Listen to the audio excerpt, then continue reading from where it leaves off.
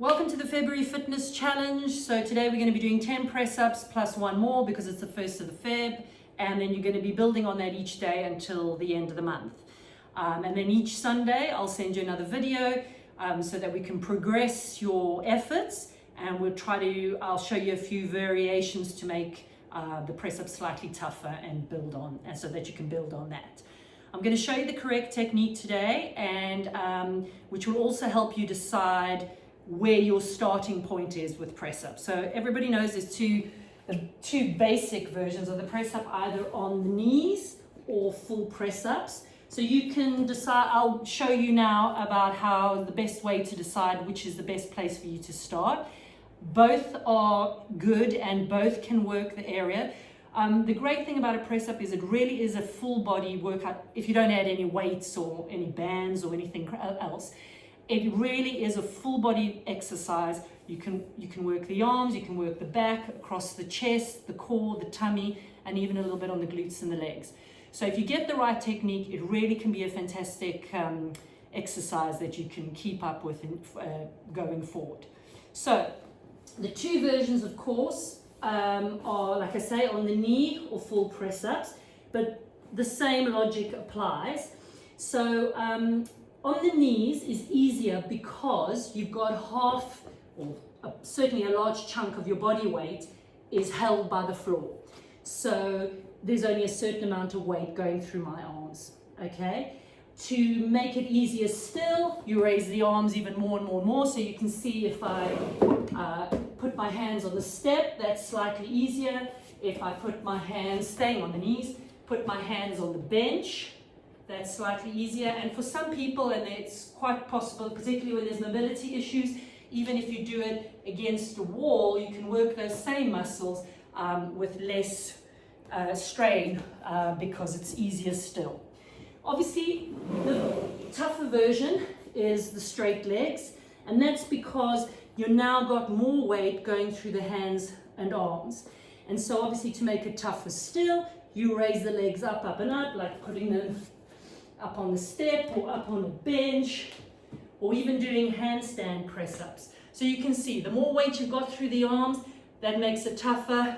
The higher you raise the arms and more weight you keep down at the legs and knees, makes it easier. Right, the next way to decipher whether or not you should start on your knees or with full press-ups is to see, when we are doing the press-up, do you get right down to the bottom? Okay, there's no point in a press-up saying, yeah, I do full press-ups, but it's this.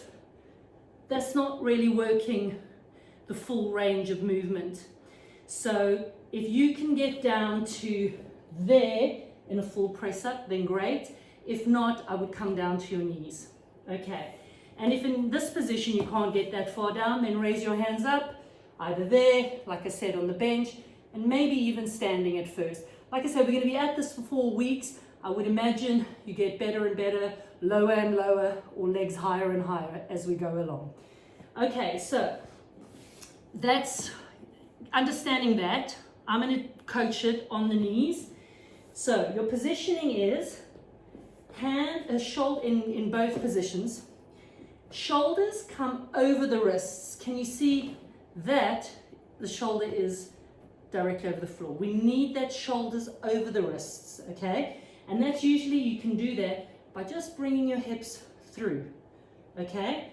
Don't have to put your hands forward. Put your hands down in the all fours position, then roll forward. There should be pressure now under the fingertips.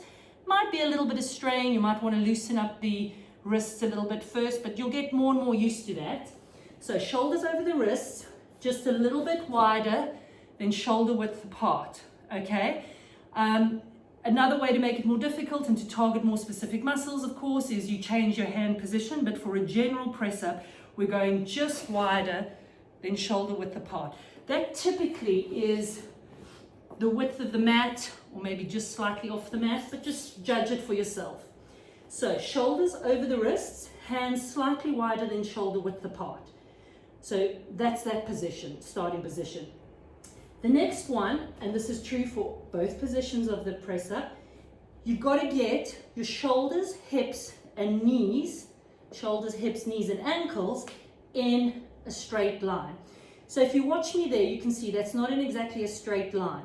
But if I do a tailbone tuck, which is suck my tummy in and tuck my tailbone under, suddenly there's a straight line between the shoulder, hip, and knee joint. Okay, and a tailbone tuck is sucking the belly button in and tucking the tailbone under.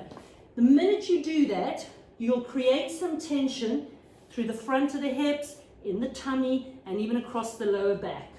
So I've got that tailbone tuck, I've got my shoulders over my wrists, I've got my hands wider than shoulder width apart. Now the final thing is, just go with me on this one, your hands are down, you're going to turn your hands, you're going to imagine you're turning a dial without turning your hands. So watch what happens to my shoulders.